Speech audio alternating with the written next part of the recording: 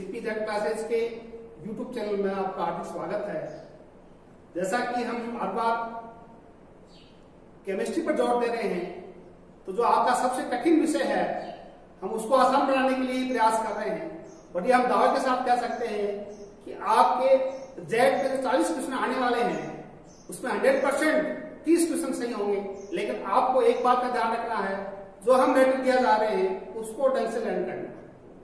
और अब की बात आपके एक सब्जेक्ट है कृषि रसायन, उससे भी 10 क्वेश्चन कम से कम आने की संभावना रहती है सिलेबस के अकॉर्डिंग। तो आज जिस पर डिस्कस करेंगे अपन, एक छोटा सा टॉपिक है कृषि रसायन। आपके केमिस्ट्री में भी टॉपिक है और 11th क्लास की कृषि रसायन का तीसरा टॉपिक भी बड़ा आसान टॉपिक है, कोई तरह का कंफ्यूजन नहीं। और जो क्वेश्चन आएंगे वो बिल्कुल ही टेक्निकल आएंगे और आराम से सही कर सकते हैं। तो सबसे पहले अपन स्टार्ट करते हैं कि मृदा किस भाषा से लिया गया है। इसकी डेफिनेशन आपको याद करने की आवश्यकता नहीं है, इसमें जो पॉइंट दिए गए हैं वो ढंग से सुनना आपको याद हो जाएगा।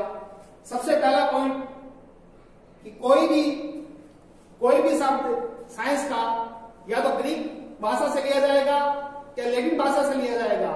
जैसा बोर्ड पे लिखा हुआ है, सोइल शब्द है वो लैटिन भाषा के सोलम से बना हुआ है।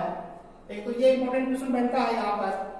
सोलम जो एक लैटिन भाषा का शब्द है और इसका अर्थ क्या होता है, फर्श, फ्लावर। इसका अर्थ ये हुआ कि पूरे ब्रह्मांड में जितने भी ग्रह हैं, 9 ग्रह हैं, उसमें से एक ग्रह पृथ्वी है।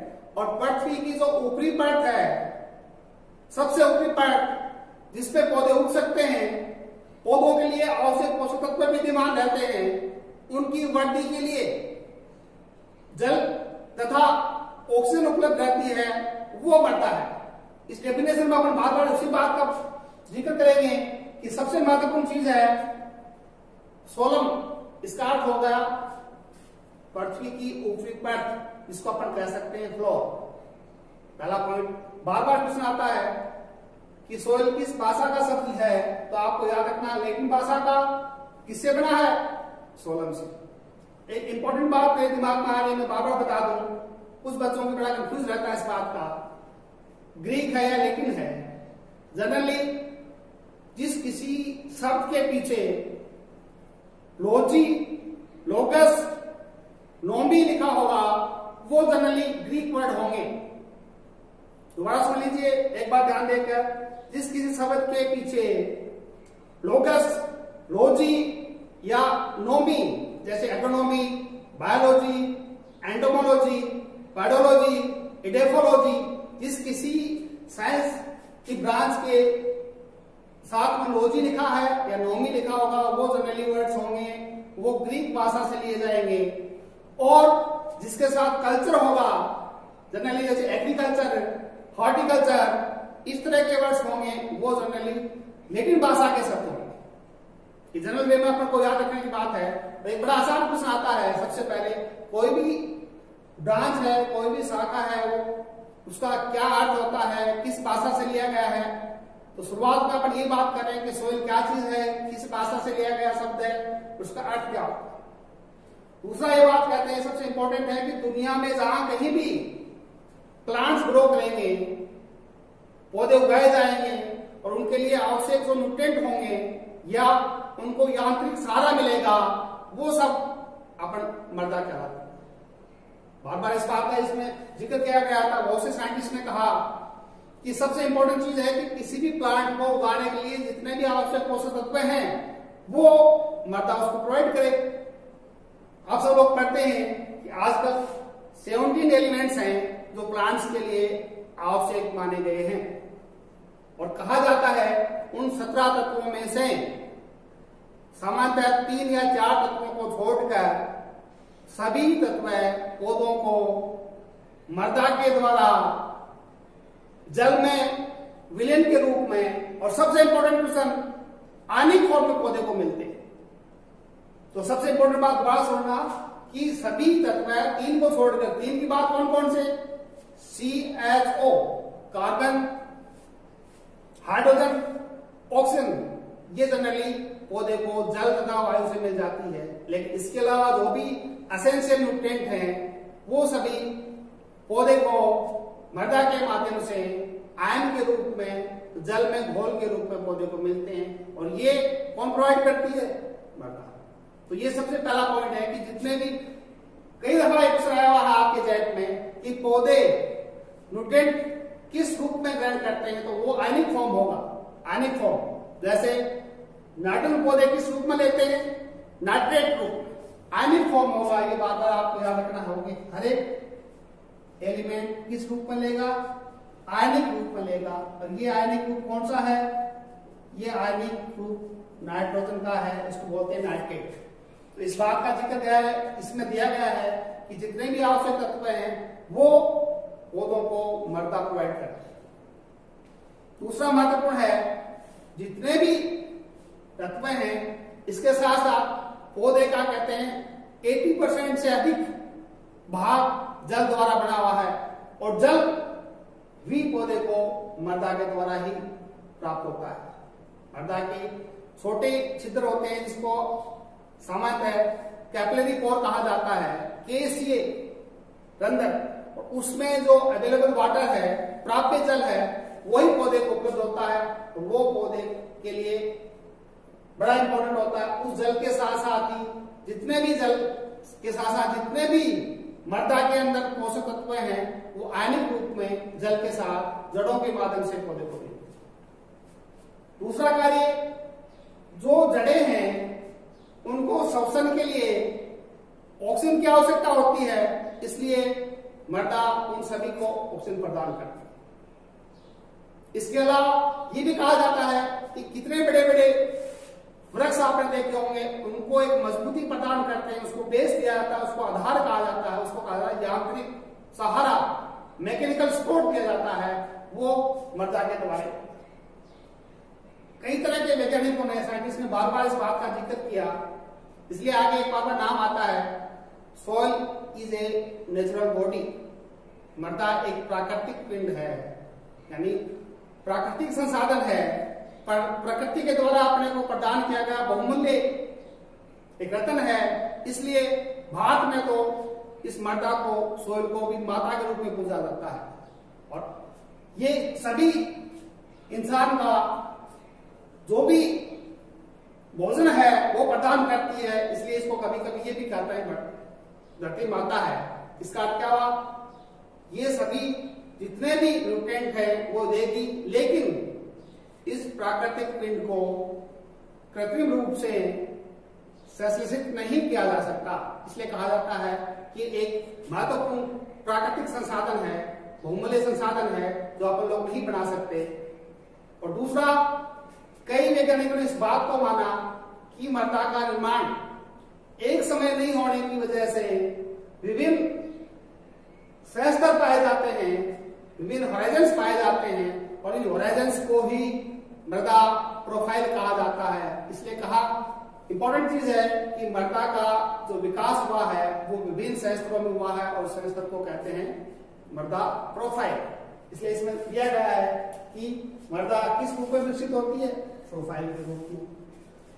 फिर कहा गया है ये सॉइल 3 डायमेंशियल है, मृदा त्रिआयामी है, यानी लंबाई, चौड़ाई, गहराई होती है इसमें। डायनेमिक बॉडी है, गतिशील है, इनके गुणों में परिवर्तन होता रहता है, इसमें कई तरह के सूक्ष्म तत्व पाए जाते हैं, ये इनको गुणों को परिवर्तनशील बनाते रहते हैं, इसलिए कभी कभी इसको कहा जाता है गतिशील एक प्राकृतिक पिंड है। और उसके बाद जो सबसे महत्वपूर्ण चीजें हैं कि 2 साइंटिस्ट का नाम आता है बार बार। एक ने परिभाषा दी, जोफी मार्बेट ने, उसने सिर्फ प्राकृतिक पिंड प्राकृतिक पदार्थों के द्वारा और प्राकृतिक बलों से निर्माण होता है। मार्बेट जोफे की एक परिभाषा दोबारा सुन लीजिएगा, उसने सिर्फ ये कहा कि प्राकृतिक पिंड है और ये प्राकृतिक बलों के द्वारा प्राकृतिक पदार्थों पर इनका निर्माण किया जाता है। एक वैज्ञानिक था बहुत बड़ा, बकमैन और ब्रेडी, उसने इस बात का जोर दिया कि मृदा का निर्माण एक साथ में होकर बार बार होता रहता है, इसलिए ये मृदा विभिन्न संयंत्रों में विकसित होती है, इसलिए उस संयंत्रों को कहा जाता है प्रोफाइल। तो बार बार आगे जितने भी कंपटीशन की एग्जाम होती है उसमें क्वेश्चन आता है प्राकृतिक पिंड या प्राकृतिक बल पर किसने जोर दिया, तो उस साइंटिस्ट का नाम आएगा जोफियन मार्बेट। और प्रोफाइल के बारे में किसने कहा बार बार, तो उसका नाम आएगा बेकमैन एंड ब्रेडी। ब्रेडी का नाम आते हैं, आपको याद होना चाहिए कि प्रोफाइल के बारे में कहा है, और मार्बेट का नाम आते हैं उसमें इसके बारे में कहना चाहिए कि ये प्राकृतिक पिंड है, प्रकृति के द्वारा ही बनता है, तो लोग नहीं बना सकते। ये एक छोटा सा इसका डेफिनेशन था। इसके बाद कहते हैं कि दुनिया का सबसे पहले साइंटिस्ट का नाम था वीवी डोकोचोव। एक रशियन का वैज्ञानिक था वीवी डोकोचोव, उसने सबसे पहले मृदा विज्ञान नाम दिया, इसलिए इसको फादर ऑफ सोइल साइंस भी कहा जाता है।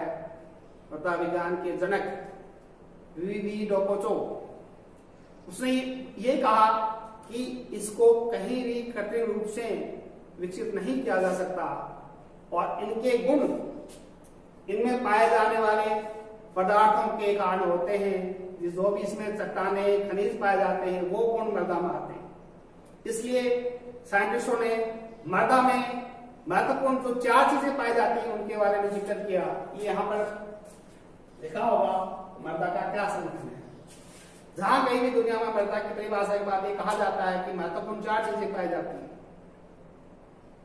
इसमें शॉर्ट में लिखा होगा आधा भाग उसका होगा ठोस के रूप में, सॉलिड होगा, आधा हिस्सा होगा उसका पोरस में रंध्रावकाश के रूप में, खाली जगह होगी, यानी 50% भाग में या तो जल होगा या वायु होगा। ये 50% मृदा का हिस्सा होता है ये रंध्रावकाश, इसको अपन पोरोसिटी पोर कहते हैं, और आधा हिस्सा 50% ठोस के रूप में। अब ठोस में 2 चीजें हैं, मृदा में सबसे अधिक 45% पाया जाता है, वो है खनिज पदार्थ। दुनिया में जहां कहीं भी खनिज हैं,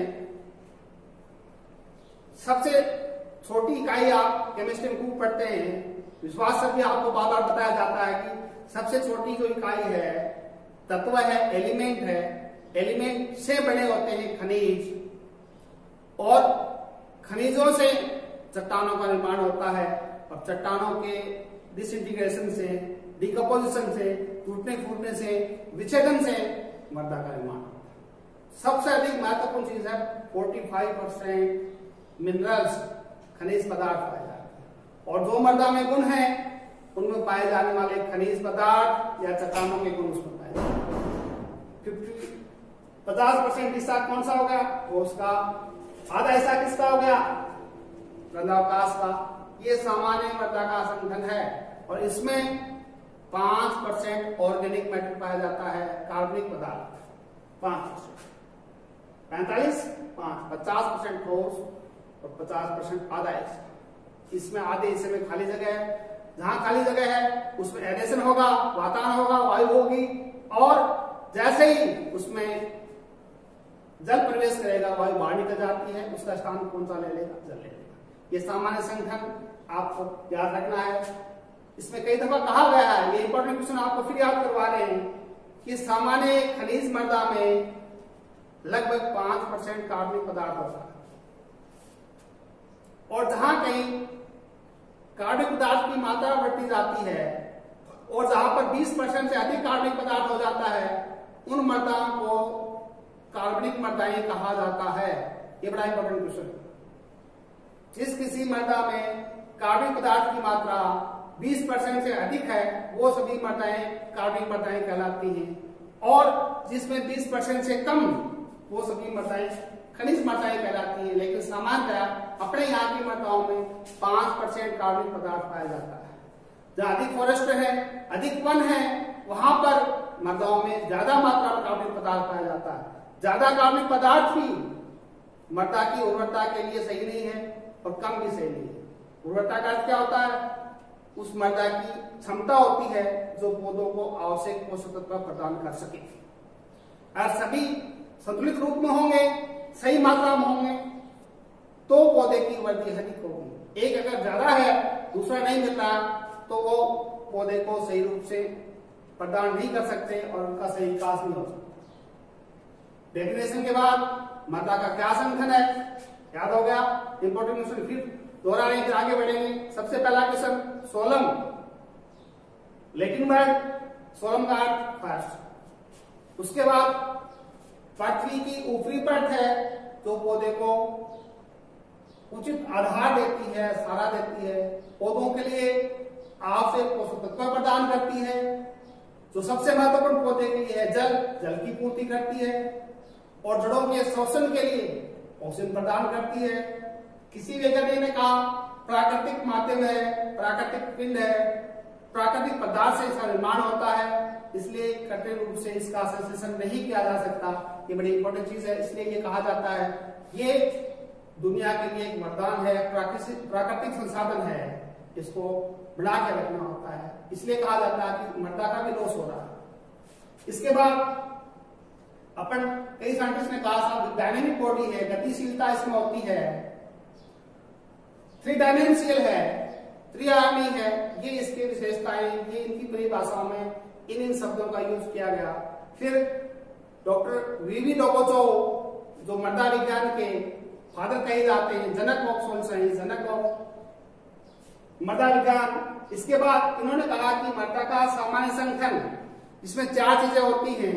आधा हिस्सा उसका होता है ठोस, आधा हिस्सा इसका होता है रंध्रावकाश। रंध्रावकाश में 25% जल, 25% वायु विद्यमान रहता है और ठोस में सबसे अधिक 45% खनिज पदार्थ जो चट्टानों तथा खनिज के द्वारा निर्मित होते हैं और 5% कार्बनिक पदार्थ तो पेड़ पौधों के, वनस्पति के अवशेष या जीव जंतु के अवशेष, इसको अपन जीवांश पदार्थ भी कहते हैं, ऑर्गेनिक मैटर भी कहते हैं और कार्बनिक पदार्थ भी कहते हैं। ये 5% है।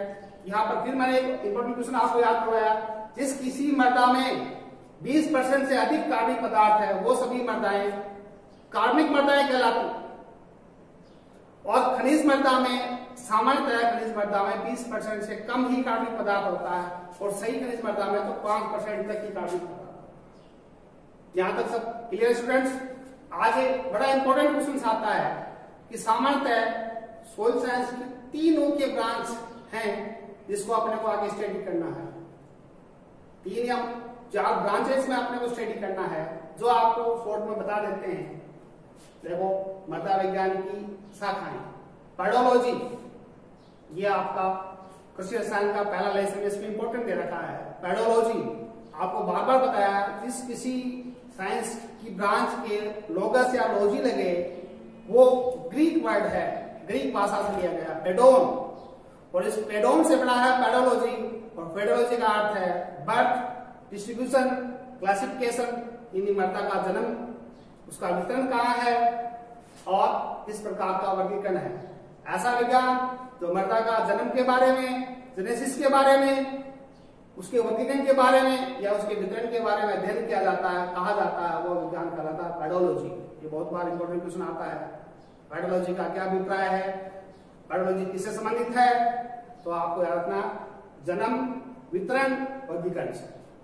एक दूसरा साइंस, इसी साइंस की एक ब्रांच है इडेफोलॉजी, इडेफोन, जो मृदा की ऊपरी परत है उसको इडेफो कहा जाता है। इडेफोलॉजी का अर्थ है कि जो भी मृदा के गुण हैं वो उस पादप समुदाय की दृष्टि से अगर अध्ययन करेंगे, फसल कैसे उगा सकते हैं, कौन सी मृदा में कौन सी फसल अधिक हो सकती है, जैसे काली मृदाओं में कपास अधिक उगाया जा सकता है, उसका अधिक उत्पादन हो सकता है, इसलिए इस तरह का जो भी अध्ययन किया जाता है वो है इडेफोलॉजी। एक साइंस का नाम है पेट्रोलॉजी, चट्टानों का अध्ययन, मृदा का निर्माण कैसे होता है, खनिज व चट्टानों के द्वारा जो भी मृदा में गुण है वो उसका जो मूल पदार्थ है जिससे मृदा का निर्माण होता है, जिस चट्टान से, जिस खनिज से मृदा निर्माण होता है, उससे बड़ी हुई चट्टानें होती हैं, उससे बड़ी खनिज होती है, वो गुण सब किसमें आते हैं, मृदा में।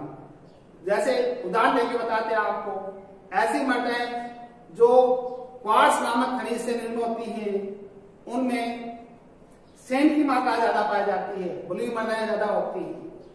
जिस मृदाओं में फेल्सपार की मात्रा अधिक होती है वो सिल्क प्रकार की मृदाएं होती हैं, और जिस प्रकार की मृदाओं में सेकेंडरी एलिमेंट्स पाए जाते हैं, क्ले एलिमेंट्स पाए जाते हैं, वो जनरली कहा जाती है क्ले मृदाएं। इसके बाद जो महत्वपूर्ण एक ब्रांच है वो पढ़ने के आप बता रहे हैं, मृदा उर्वरता के बारे में अपन बताना चाह रहे हैं कि मृदा की पैतृक क्षमता है, पेरेंटल कैपेसिटी ऑफ सॉइल। मृदा में अपने आप में गुण है जो पौधों को आवश्यक पोषक तत्व उचित मात्रा में, सही संतुलन में तथा प्राप्य रूप में प्रदान कर सके। स्टूडेंट्स, इस बात का फिर आप गौर करना अपने अटेंशन प्लीज कि प्राप्य रूप यहां इंपॉर्टेंट क्वेश्चन बनता है। अवेलेबल फॉर्म, प्राप्य रूप कौन सा होता है? एग्जाम्पल देके आपको बता रहे हैं। नाइट्रोजन पौधे किस रूप में लेते हैं? नाइट्रेट के रूप में। नाइट्रेट ये क्या हो गया? ये प्राप्य रूप है, इसको कहा जाता है अवेलेबल फॉर्म। इसका अर्थ क्या हुआ? पौधा किस रूप में लेगा? नाइट्रेट के रूप में। इसका अर्थ फिर सुनना कि मृदा की वह क्षमता जो पौधों को न्यूट्रिएंट आवश्यक पोषक तत्व प्राप्य रूप में प्रदान कर सके। जैसे नाइट्रोजन पौधे नाइट्रेट के रूप में लेते हैं, इसका अर्थ है कि नाइट्रेट के रूप में अगर उपलब्ध होगी ज्यादा पौधे लेंगे। दूसरा मैंने कहा उचित मात्रा, पौधों के लिए 17 एलिमेंट्स एसेंशियल है, 17 आवश्यक तत्व हैं। इसका अर्थ है सभी को उचित मात्रा में प्रदान करें। ऐसा नहीं कि नाइट्रोजन अधिक मात्रा में मिल रहा है, फास्फोरस नहीं मिल रहा। इसलिए कहा गया है कि वो क्षमता जो प्राप्य रूप में तथा उचित मात्रा में तथा सही संतुलन में प्रदान कर सके। सही संतुलन में प्रदान कर सके। सीधे सीधे क्वेश्चन आते हैं। मृदा की पेरेंटल कैपेसिटी है, मृदा की पैतृक क्षमता है जो पौधे को आवश्यक पोषक तत्व प्राप्य रूप, उचित मात्रा तथा सही संतुलन में प्रदान कर सके। इस तरह का वो स्टडी किया जाएगा, इस तरह का अध्ययन किया जाएगा, वो कहलाता मृदा उर्वरता, सॉइल फर्टिलिटी। यानी ये मृदा अधिक फर्टाइल है या ये मृदा कम फर्टाइल है, इसका सीधा सीधा संबंध उसमें पोषक तत्वों की उपलब्धता तथा पौधों को प्रदान करने की क्षमता से लिया गया। एक बार नाम आता है सॉइल प्रोडक्टिविटी, मृदा उत्पादकता। ये उस मृदा से जो भी फसल का उत्पादन होता है प्रति हेक्टेयर के रूप में, या कितनी उपज प्राप्त हुई या उस उपज की कितनी कीमत मिली है, उस कीमत से या उस उत्पादन से लिया गया नाम है मृदा उत्पादकता। यानी एक खेत से कितना क्विंटल अनाज पैदा हुआ वो तो उसका उत्पादकता से लिया है, उसको कहते हैं प्रोडक्टिविटी। लेकिन उस खेत में जो उगे हुए फसल पौधे थे उसको उस मृदा ने कितने न्यूट्रिएंट प्रोवाइड किए, ये बात बताती है उस मृदा की सॉइल फर्टिलिटी। फर्टिलिटी आवश्यक है, एसेंशियल है। फर्टिलिटी बिना, मृदा उर्वरता बिना कोई भी मृदा उत्पादक नहीं हो सकती। यानी सबसे इंपॉर्टेंट चीज है कि फसल उगाएंगे तो उस मृदा में पौधों के आवश्यक पोषक तत्व विद्यमान होने चाहिए। किस रूप में होना चाहिए? प्राप्य रूप में, उचित मात्रा में, सही संतुलन में होना चाहिए। लेकिन उत्पादकता का अर्थ यह भी कहा जाता है कि मृदा ने अपना कार्य पूरा कर दिया उर्वरता के रूप में, उस फसल को अच्छा वृद्धि की, अच्छा उत्पादन हुआ। और एग्जाम्पल अपन लेते हैं, जैसे मान लीजिए अभी रबी में चने की या गेहूं की अच्छी फसल हुई, अच्छी मृदा थी, फसल खूब अच्छी, उत्पादन भी अच्छा हुआ। लेकिन जैसे ही उत्पादन हुआ हार्वेस्ट के समय प्राकृतिक आपदा की वजह से अगर वो फसल नष्ट हो गई, उस खेत का उत्पादन क्या हो गया? शून्य हो गया। यानी वो मृदा उपलब्ध तो थी लेकिन उत्पादक नहीं हो पाई। उत्पादक का सीधा संबंध है मंडी में, बाजार में जाकर अपने को कितने रुपए मिले, वो उत्पादकता। बहुत पहले एग्जाम्पल देते हैं, बहुत पहले ऐसा हुआ कि बाजार की जो डिमांड है वो सीधी उत्पादकता को प्रभावित करती है। एक खेत में जनरली कॉटन लगाया, कपास लगाया, तो कपास का उत्पादन अच्छा हुआ, लेकिन उस वर्ष कहते हैं बाजार में ग्वार की कीमत ज्यादा बढ़ गई। तो ऐसी मृदाएं जिसमें ग्वार उगाया गया था उसकी उर्वरता कम होते हुए भी वो मर्दाएं उत्पादक कहलाए। क्यों? वहां को बाजार में बेचने से अधिक मात्रा में पैसा मिला। तो बार बार आपको एग्जांपल देके समझाया जा रहे हैं स्टूडेंट्स की उत्पादकता अलग चीज है, उर्वरता अलग चीज है। उर्वरता मृदा की कैपिटल क्षमता है जो पौधे को प्राप्य रूप उचित मात्रा में तथा सही समय में उनको प्रदान कर सके। ये 4-5 एग्जाम्पल मैंने देके आपको समझाया। इसके बाद एक सामान्य छोटा टॉपिक है जो आगे वाले वीडियो में अपन डिस्कस करेंगे। आज मैं बता देता हूँ कि भाई मृदा की कौन कौन से गुण हैं, इसकी अपन स्टडी करें। मृदा के भौतिक गुण क्या है, मृदा में क्या क्या गुण होने चाहिए, वो भी अपन किस पॉइंट ऑफ व्यू से कि अपने को जैसे ही मैं मृदा का नाम लेता हूं, इसका अर्थ क्या हुआ, जो भी कृषि विज्ञान के एक साइंटिस्ट हैं उसमें मृदा का नाम लेते हैं उसके दिमाग में यह बात आनी चाहिए कि उस मृदा में अपने को फसल उत्पादन लेना। अगर मैं लैंड की बात करूं, इकोनॉमिस्ट आदमी लैंड का टुकड़ा उस प्लॉट की कीमत से लेते हैं कि ये प्लॉट है कि इसकी ये कीमत हो। जियोलॉजिस्ट भूगर्भ वैज्ञानिक इस बात से उसका आंकलन करते हैं कि इसके नीचे कौन कौन से खनिज पदार्थ होंगे, कौन कौन से पेट्रोलियम पदार्थ होंगे।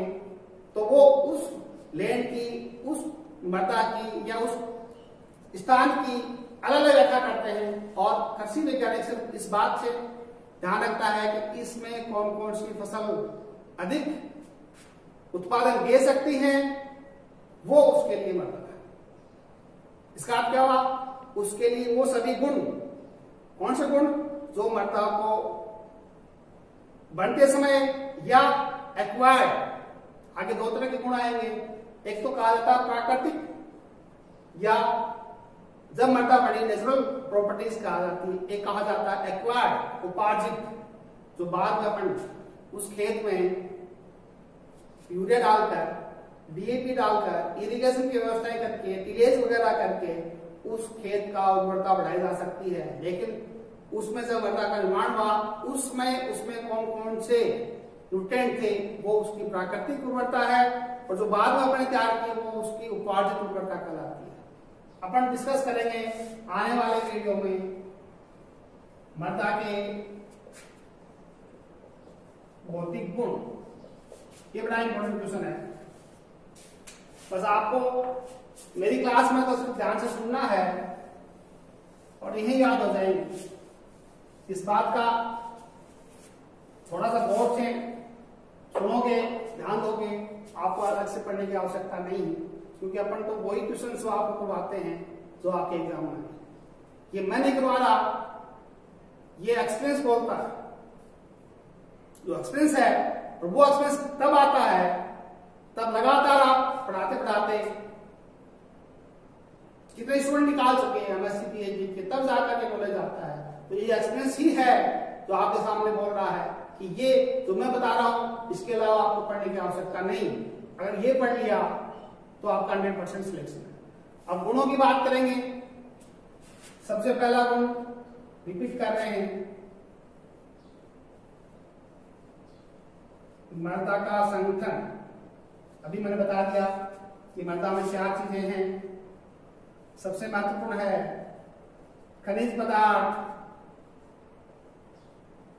कार्बनिक पदार्थ, इसमें बार बार प्रश्न आता है, जल, वायु।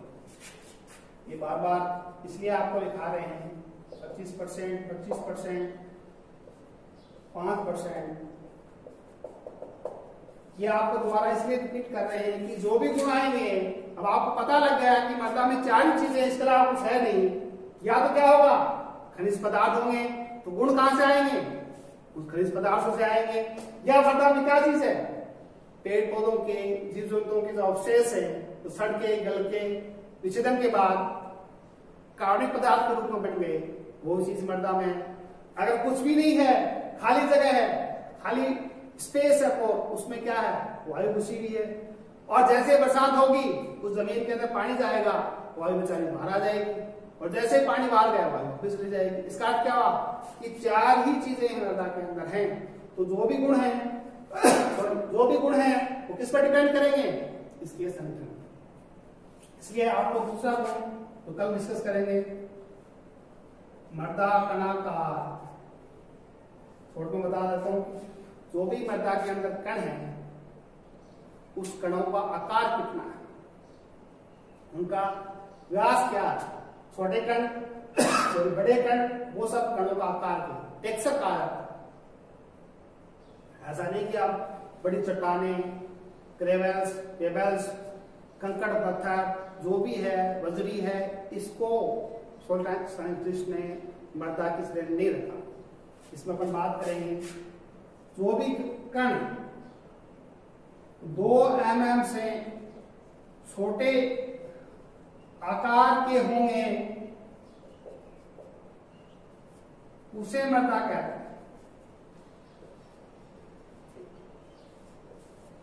एक बार पुनः आपका ध्यान आकर्षित करना चाहूंगा कि मृदा की परिभाषा रख ली आपने, लेकिन ये आसान क्वेश्चन आया था 2 साल पहले जेट में क्वेश्चन आया था कि मृदा का सैंपल होता है।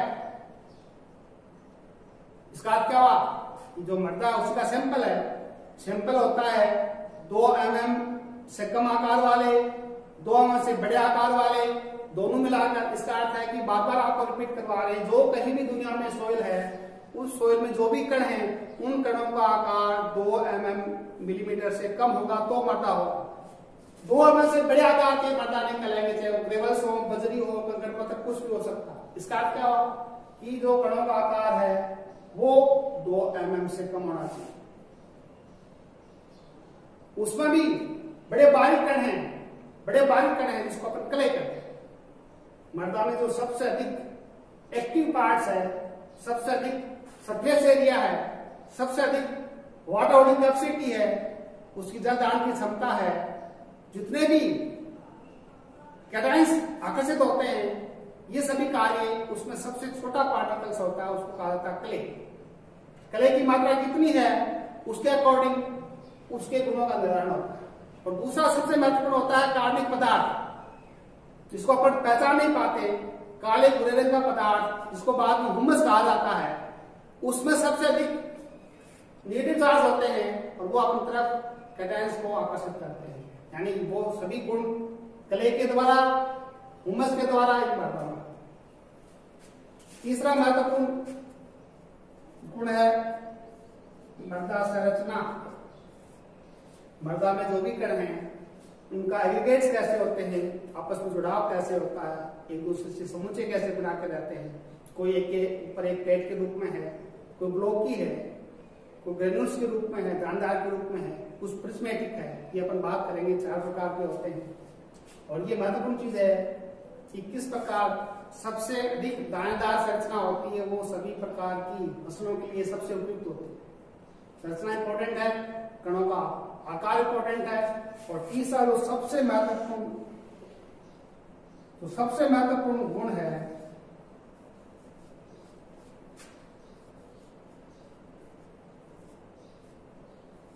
ये इंपॉर्टेंट टॉपिक है, इसको आप लंबा डिस्कस करेंगे, सॉइल बॉडी। ये बार बार डिस्कस किया जा रहा है, छोटी क्लासेस में पढ़ाया जा रहा है कि चाहे प्लांट्स हो, चाहे मानव हो या कोई और एनिमल्स हो, सभी में सबसे अधिक जो मात्रा होती है जल की होती है।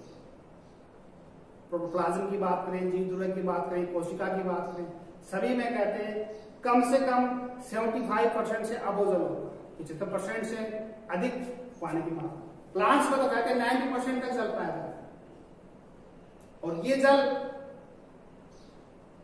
प्रकृति ने अपने आप में ऐसी व्यवस्था की है, ये सभी जल प्लांट जड़ों के माध्यम से ही ले सकते हैं। बारिश होती है तो भी जो भी जल जमीन में जाएगा, मृदा में जाएगा, उसकी जड़ों के द्वारा ही अपटेक होता है। और उस जल के साथ आवश्यक पोषक तत्व भी आने के रूप में मिलते हैं। अब अपन बात इसलिए इंपॉर्टेंट बता रहे हैं कि जो भी जल मृदा के अंदर है, प्लांट उसको सभी को नहीं ले सकता। कुछ ऐसा जल भी होगा, ऐसा वाटर होगा जो अनअवेलेबल होगा, पौधे उसको ले नहीं सकते, पौधों के लिए अप्राप्य होगा। कुछ ऐसा होगा जो पार्टिकल्स के अंदर काफी ताकत से, यानी वेपर के रूप में, वाष्प के रूप में बैठा है, उसको पौधा ले नहीं सकता। कुछ ऐसा होगा जो ग्रेविटेशनल फोर्स की वजह से जमीन में चला जाएगा, प्लांट उसको भी नहीं ले सकता। इसका अर्थ है कि एक लिमिट है प्लांट्स की, जो प्लांट जल लेता है उस जल को कहा जाता है केशिकीय जल। बड़ा इंपॉर्टेंट क्वेश्चन आता है, कैपिलरी वाटर। तो पौधों के लिए प्राप्य जल है, वो प्राप्य जल कहा जाता है केशिकीय जल। इसका डिस्कस करेंगे किस किस बीच में धारित रहता है, किस मात्रा में होता है, ये इंपॉर्टेंट टॉपिक है। अगला